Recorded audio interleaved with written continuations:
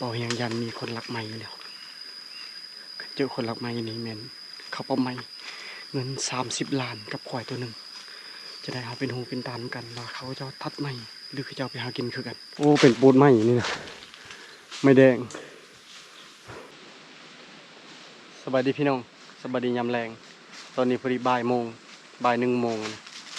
เขาปลาให้อยู่หากินกับบ่พังช่องคนพอดีอันไปขึ้นไปเบิ่งมังไห้ที่บ่พังเห็น3 มื้อก่อนบ่ฮู้ว่ายังหรือเบิดไปหากินขับแรงพี่น้องบ่มีแนวกินเวียกก็ยังบ่ทันแล้วแต่ว่าญาติเอาเวลาตอนแรงผมมื้อเช้านี้ก็ปลุกมันสบายดีบ่พังบายดีคิดว่ายังบ่มังไห้น่ะยังมังไห้นั้นลายบ่โอ้ดกเต็มเลยปลุกคิดว่าสัตว์นี่น่าจะเข้าบ่รู้บ่เข้าวันนั้นพอมีต้นไม้ใหญ่เลยยิงง่ายอยู่บ่ยิ่งง่ายโอ้เพิ่นสนใจเลยพี่น้องไปลองไปดูนำกันขึ้นไปเบิ่งบ่ฮู้ว่าจุดใดบ่พังก็บ่มั่นใจแต่เธอดงนี่แหละคิดว่าน่าจะอยู่ห่างจากนี้ประมาณ3 หรือ 400 เมตรประมาณนี้บ่ฮอดหลัก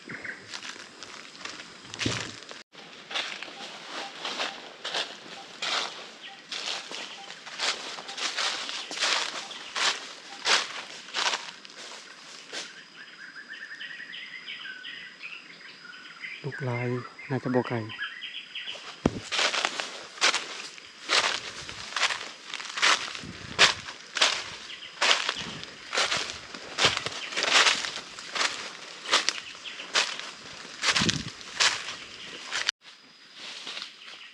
ต้นตาว2 ต้นสูงอยู่ประมาณวัง3-4 เมตรจากหน้าดิน2 ต้นคือเราขึ้นตามภูเลยมันชันขึ้นไปน่าจะอยู่วังนี้แหละอันนี้คือบ่พังเราก็บ่มั่นใจปานใดมึงให้บ่ให้หินตินี่นะ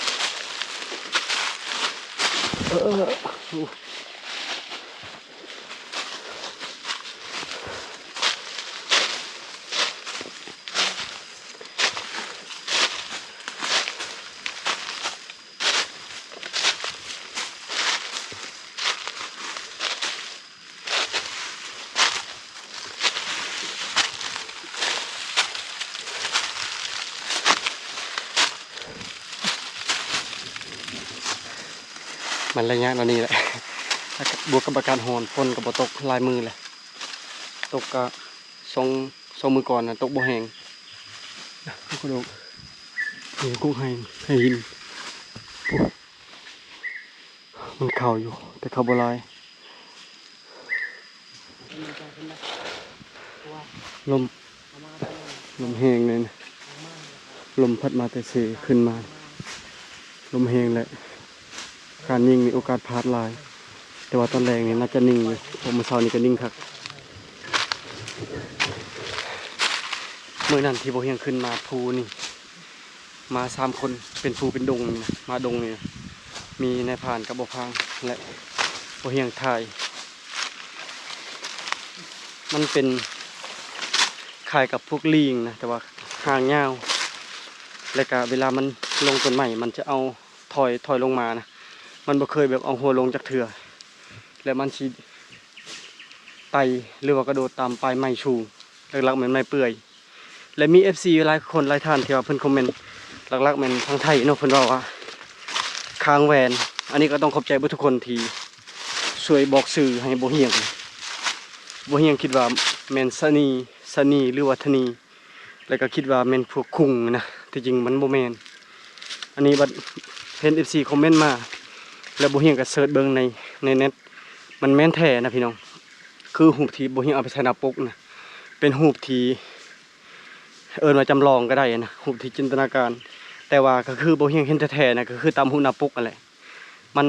โตเนาะลูกน้อยแล้วมันสิออกโตอันเท่าๆนะดอนๆแล้วก็ตัวใหญ่มันสิออกสีมนๆงามยอมรับว่างามเลยแล้วก็ลายแห้งตัวใหญ่ตัวน้อยคือนั้นนะแต่อันนี้คือมันเป็นสัตว์ป่าคุ้มครองนะสัตว์ป่าสงวนห่วงหามและเพิ่นบ่ให้ลาแล้วก็มี FC หลายท่านหลายคนแฮงคอมเมนต์บอกว่าบ่ให้ลา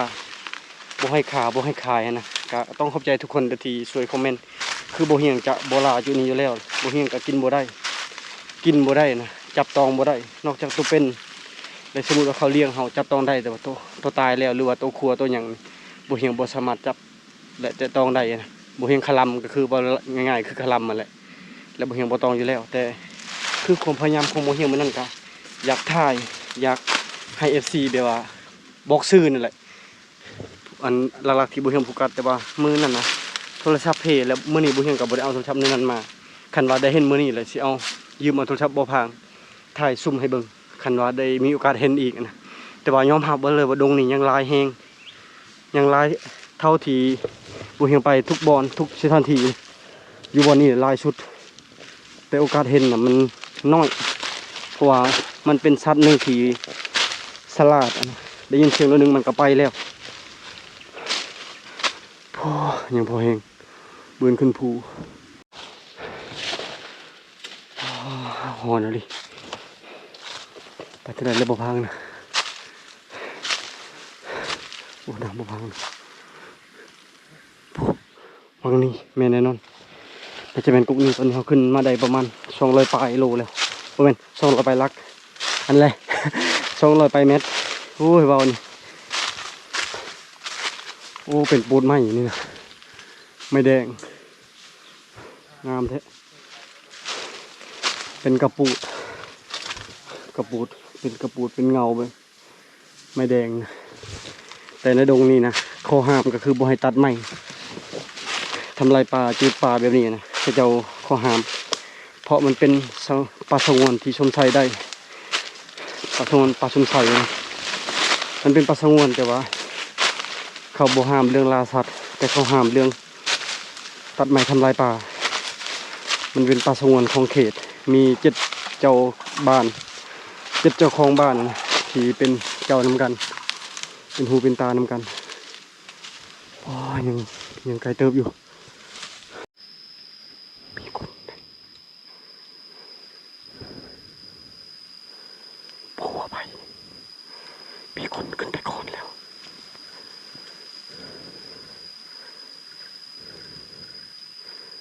ใครโยนคงไม่แล้วแต่ว่าคนก็จะไปก่อนแล้วแต่จะว่ามันคงไม่นะ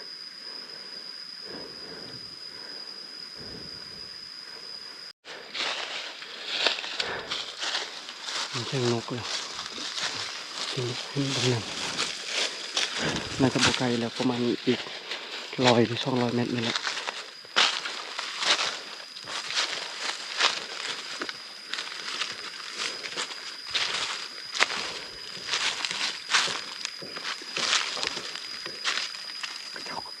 ตัดใหม่บ่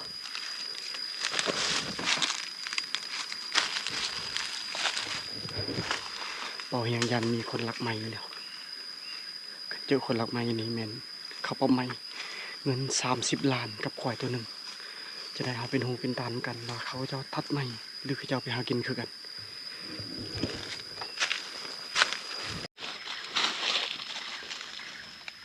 ไม่ในมีคนไปก่อนแล้ว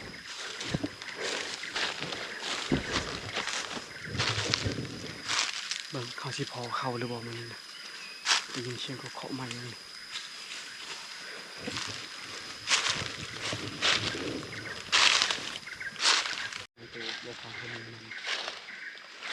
มาครับเลย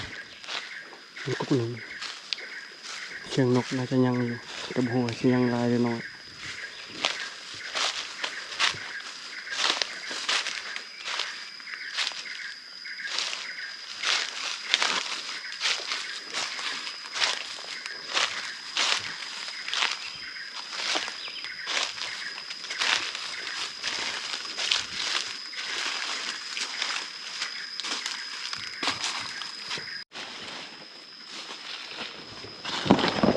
กุ๊กมัน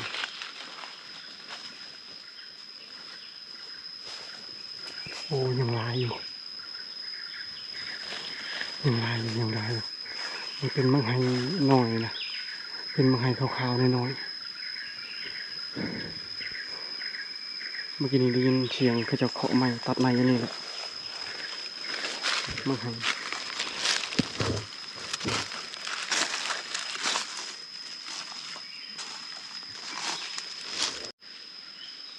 อยู่หมองนี้น่าจะเหมาะสุดบ่เห็นสิดักหมองนี้ให้บ่พังตัดเอานะเอาไม้ต่อเฮาสิการคักๆแล้วก็ข้างนี้ทางนี้ก็เห็นงานี้แล้วก็งาทางนี้เห็นหลายบ่เห็นแต่น้อยหนึงทางหลังถือว่าทางนี้โอกาสเห็นมันเกือบเบิดทุกงาเลยวังบ่ฮู้ว่ามื้อเช้าหรือเมื่อวานมื้อซื่นนี่มันเข้าอยู่ได้เพราะว่าเห็นมันหักน่าจะเป็นพวกลิงหรือบ่กระโตนตกค้างบางแล้วนั่นแหละเพราะดงนี้ตกค้างลายแฮงตกค้างตัวลิงเห็นมันหักงานะมังไห้ตัวนี้มันนานหมดพอเป็นมังไห้น้อยแต่กันสัตว์นี้ชัดใหญ่เขานี่ก็บ่แน่นอนเพราะมันชะลาลงพร้อมเมื่อกี้นี้เห็นแต่นก3-4ตัวเลยนกกระดกน้อยบ่ยังบ่ทันได้ยิงหยังเลยบ่ทันได้ปรับปืนแต่ปรับหยังมีแต่หาทำเลบนเหมาะแล้วก็เกมดัก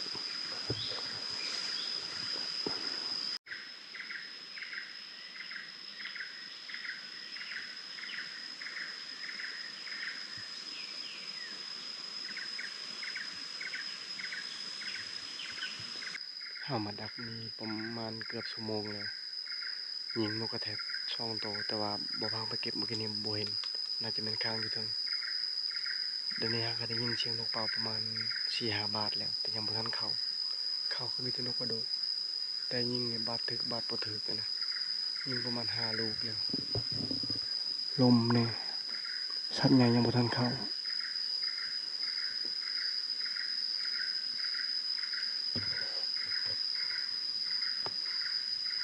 ตรงนี้มีกระเล่นปลูกกระเล่นอยู่นะกระเล่น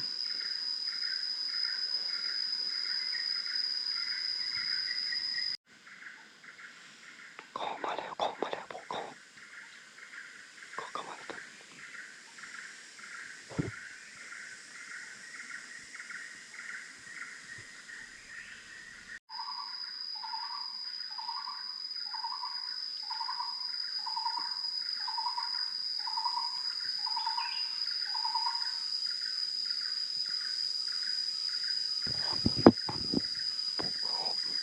ยิงยากเลยของ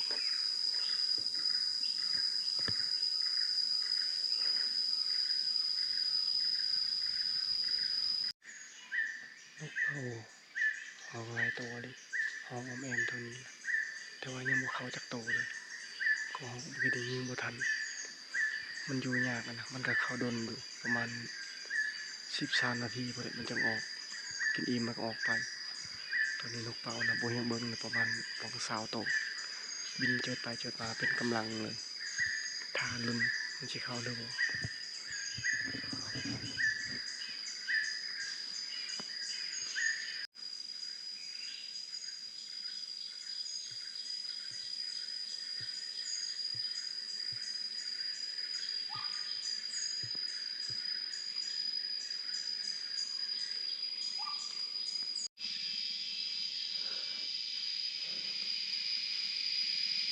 ก็ประมาณ4-5โตวได้ยิงตัวเดียวมันอยู่งาเบิ่งนั้นเบิดบ่ได้ยิงซ้ำกินแล้วก็ออกไปเสียดายอยู่คิดว่ามันสิมาทางนี้บ่เลยเข้าทางยาก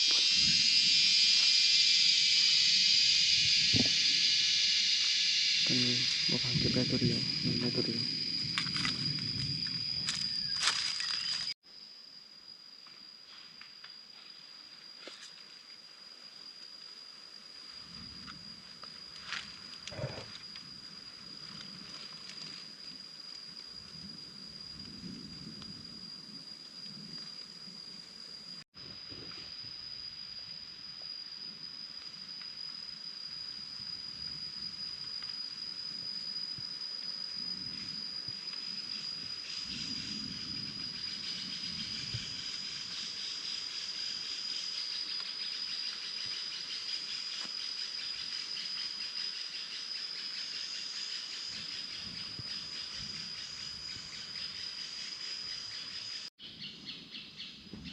ถึกแล้วหมด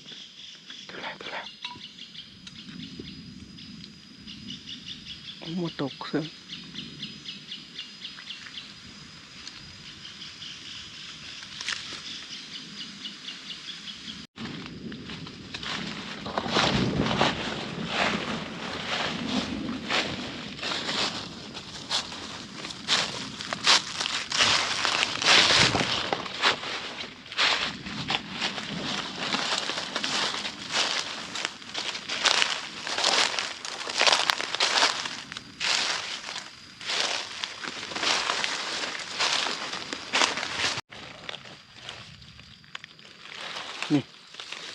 ได้แล้วคุณยังบ่ตายนะ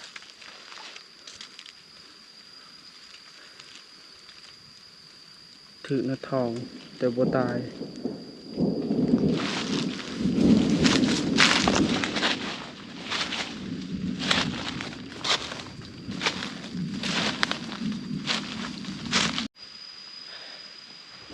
ตอนนี้พอดีได้ช่องโตพี่น้องเอ้ยบ่มานปานใดก็ฮ้องนี่ลายแท้ลายวานได้เลยประมาณ 7-8 โตรวมทั้งหมดมันเข้านกเป่าก็เข้าแต่งานนั้นยิงก็ฮ้องพอดีไปแล้วก็ไปเลยนกเป่านี่น่าจะได้ประมาณวังสาว30 โตได้เป็นผู้อยู่มันบินมาเสียดายพี่น้องเอ้ยมันบ่ได้ยิงเลยนะมันเข้ามาลิบๆล่อๆแล้วก็เข้ามาง่ายยากหลักๆมันง่ายทางพุ่นมันเข้ามาเทื่อนั้นน่ะ3 โตเลยบ่ได้ยิงเลยหาโอกาสยิงมันบ่ได้มันตึบแฮงอะลีชุดลายแต่ใบใหม่แล้วบ่เฮงลองยิงทางนี้นั่นยิงเทื่อหนึงบ่ถึกแล้วมันต้องออกยิงอยู่พุ่นก็บ่ถึกสรุปคือได้ยิง4 บาทยิงกระหองนี่แต่ว่าได้แต่2 โต2 โตมันบ่ถึกเพราะว่ามันไปตำไม้ก่อนมันตึบบอลมันอยู่ข้างในโอ้ยอันนี้ก็อีลาอีเรือกว่าสิได้2 โตนี่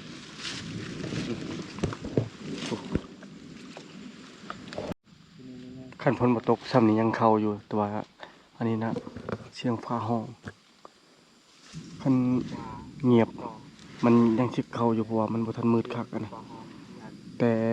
มันเป็นมังให้น้อยส่วนหลายมันจะกินแต่ก่อนตอนกลางเว้นบ่คือมังให้ใหญ่มันกินจนฮอดมืดอันนี้บ่ทันได้คำเลยตอนนี้สิกลับก่อนพี่น้องเพราะว่าเสียงฟ้าเสียงฝนอยู่ทางนั้นนะทางถึงหูภูอันนี้คือเฮาขึ้นไปบ่ฮอดขึ้นมาได้น่าจะได้ครึ่งหนึงแล้วบ่ทันฮอดพุ่นแต่ว่าเฮาสิกลับก่อนที่จริงมันบ่ทันได้มื้อนะแต่ว่าเฮาก็ย่านพ้นนี่จะได้บ่เฮียงก็สิถ่ายพุ่นแหละเฮ็ดอยู่ก็กินอยู่บ้านสามอนว่าบ่ให้กลับมืดปานใดเพราะว่าอยู่บ้านบ่มีอาหารกินนะเฮ็ดเวียกมื้อแล้วบ่มีอาหารกินพอสิได้กระหอบมาลาบจะได้ก็เมื่อบ้านก่อนพี่น้องเอ้ยคันค่ำก็ลงการไปเลยแต่คันบ่ค่ำก็ดีคือกันนะเฮาก็อยากกลับไวแน่นะเพราะว่าย่านฝนแล้วก็บ่ได้มีหยังทุ่งยางก็บ่มีย่านเครื่องของเปียกแน่แล้วก็หอกมันก็บ่เข้าแล้วที่จริงมันก็บ่ทันมืดปานใดนี่การลงไปหาเสเลยตอนนี้คือสิบ่ทันฮอดเสฝนกำลังตกหาการยิงนกเขาก็บ่ถึก2 บาท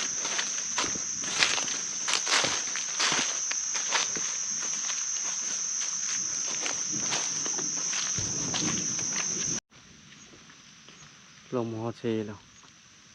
ป๊อดฝนตกเลยทางกลางหันลมอยู่ตอนนี้ทั้งบ้านเฮาแต่ว่าเฮาจะขึ้นพุ่นทางวัดกิงลีนคือลมฮอดเฮือแล้วตอนนี้ลมแต่ลมบ่แห้งปานใดสำนี้เมื่อใดอยู่ฝนกำลังตกยิบๆอยู่นี่ป๊อดปลาเนี่ยบ่พังเอ้ยบ่พังจมูกปลานี่พดพูดิปลานี่กระเจ้าตึกแห่หาปลาอยู่เกียงลีนนี่ปลาลายแท้ลายปลาบ่เฮียงหากระสังแห่มื้อนี้บ่ฮู้ว่าสิออกมาแบบใดเพราะแห่บ่ทันมาฮอดสิลองมาตึกแห่คือกันแล้วบัดนี้เพราะว่าปลามันขึ้นวางไข่นะเพราะเดี๋ยวนี้น้ำแดงแล้วแดงคักแดงแน่อยู่เกียงลีนตอนนี้จอดเรือเรียบร้อยเดินทางเมื่อบ้านบัดนี้บ่ฮู้ว่าสิทันเฮ็ดกินหรือบ่ฝนตกในลมนี่ซ้ำนัดซ้ำไม้มาฮอดปุ๊บฝนก็มาปั๊บบัดนี้พอดีน้อยหนึงจอดรถลงรถแล้วมาเลยบัดนี้ตกแห้งก็เก่าบัดนี้ไฟก็ดับบัดนี้เบิ่งแต่ละคนพากันพาซื้อเลยกินมื้อนี้เลยนักลงทุนทั้งหลายจะพากันลงทุนเชียงโศกทางเนี่ยโอ้ยเอาคนละโตตกแห้งเลยบริยินเสียงแล้วบัดนี้สบายดีสมอนแล้วสินอนแล้วบัดนี้นะใส่ชุดนอนเลยเดี๋ยวได้กระหอบตัวหนึ่ง แต่งคนละโตกับบุพานคนตกพี่น้องเลยไฟกับมาบ่แห้งบางเพื่อนกับแห้งบางเพื่อนกับบ่แห้งที่ทำได้อยู่เพราะบัดนี้อาการก็เอาแท้เอาว่าบัดนี้เก็บเอาพักนอกกับพักยอนตกแห้งอะไรเลย น้ำมาเลยเนาะน้ำมาเลย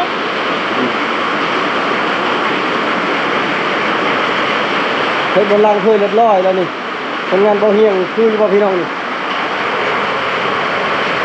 มีเฮือนแล้วก็เฮ็ดบนล่างถ้วยอันนั้นก็คือบนเขาปองออกนะ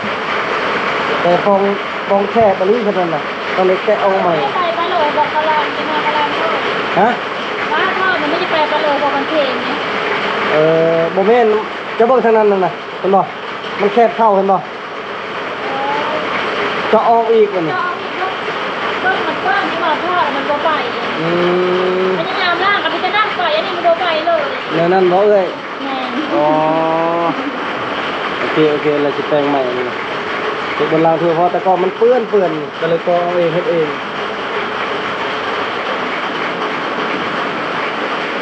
เป็นครัวก็ใครกลัวอยู่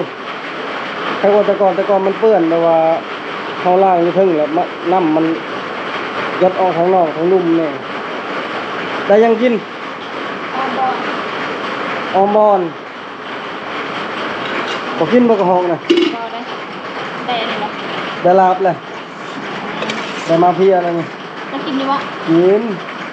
เนี่ยกินได้พวกกินได้แล้วยาอะไรกระหอกไว้เป็นมื้อเนาะ เราไปกินเด็กที่โบอ๋อ บ่กินกันแค่นั่งบ่ น้ นั่งเหนียวบ่ ำน้ำค่อยอยู่ได้ไหม ว่าบ่เป็นตากินแท้อ่ะเรามือกินข้าวว่าภริยาข้าวบ่เห็นตั้งใจไปสิกินลาบกระหอกแต่พอดีมาฮอดคนกระตกไฟก็ดับพี่น้องเอ้ยดับตลอดแบบนี้นะบางเทื่อก็ดับบางเทื่อก็ไฟมาบ่พอแบบนี้นะต้นพะโล้ก็บ่ได้ต้นดอกไฟก็บ่ขึ้นน้ำก็บ่ได้ไฟฟ้าอยู่พันเฮานะปกติถ้าแบบนี้นะถ้าว่าดีตลอดนี่มันผิดปกติ ตอนนี้ก็ได้อาหารโดนแล้วบ่ได้กินออมบอนแม่นบ่ไปเฮ็ดกิน จำปา จำปาที่มือน้องจำปา ถ้ามาได้ทั่วแล้วเขาให้กินนะก็ อ๋อ จะมามาแล้วนึ่งข้าวร่างถ้วยให้กินเรียบร้อย จะได้ปรุงวันแล้วเลย เนี่ย ยัง ยังไม่นึ่งบ่แม่เอามือก้อนแม่นอนท่าอยู่ บอกพูดเองปรุงเอง จนเจ็บก็เลยแทนจะแข้งอะไรก็จะพูดแบบง่ายๆนึง อ๋อ แทง อันนี้คือเขาทดสอบน้องเอ้ย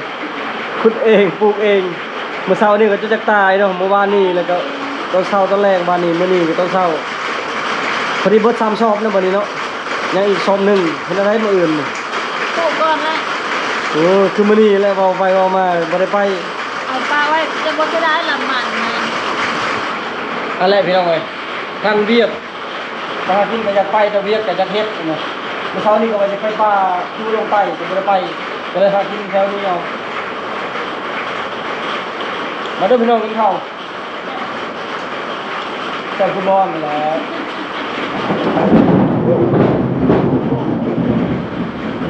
คุณจะมาเลิกกินข้าว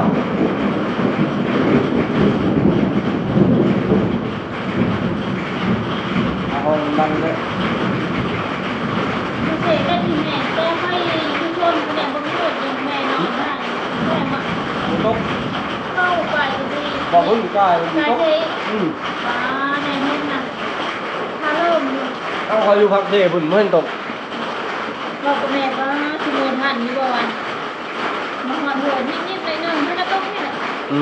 มมันทาค่อยเลยเนาะ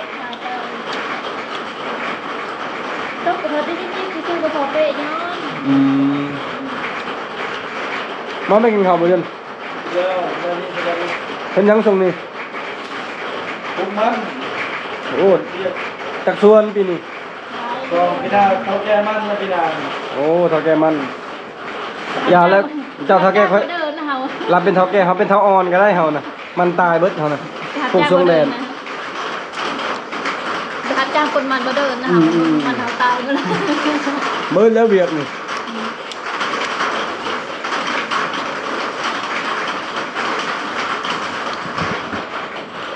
มาฮอดก็ตั้งใจว่าจะเฮ็ดหลับก็ฮอกพี่น้องสดๆเลย แต่ว่ามันเดึกแล้วกับอีกอย่างแต่ละคนเขาก็อิ่มแล้วนะเรื่องว่าเป็นมื้อเขาอีกมื้อนี้หากินกับบริมานพี่น้องเอ้ยไปจนเมื่อยกองพางบ่คุ้มซ้ำแต่คนละโตลงทุนซื้อน้ำมันเถื่อกะ40,000แล้วแล้วก็ย่างขึ้นภูขึ้นเขาอีกได้คนละโตแต่ก็ยาวเป็นการออกกำลังกายไปปลุกมันบ่พอออกกำลังกายขึ้นภูอีกมื้อนี้ กับในชีวิต ในชีวิตอะไรมื้ออื่นบางทีกันว่างอากาศดีก็ว่าสิพากันเข้าป่ากับแซลมอนแล้วก็บ่พาน้องไผคือเก่าแหละคันว่า ฝึกมันก่อนนะ ก็เบิ่งตามสถานการณ์แหละ มันตกในมันปลา แซ่บก็มันก็ต่างแล้วกับก่อยปลาครึ่ง แช่แล้วแบบมันต้องใหม่ เอาไปเจ้าเอ้ยสำหรับวิดีโอนี้ก็จะเพียงเท่านี้ก่อนก่อนอื่นก็ขอบคุณใจทุกคนที่เป็นกำลังใจให้มื้อเฮียงถ้าไปติดตามในพี่ต่อไปพี่น้องบาย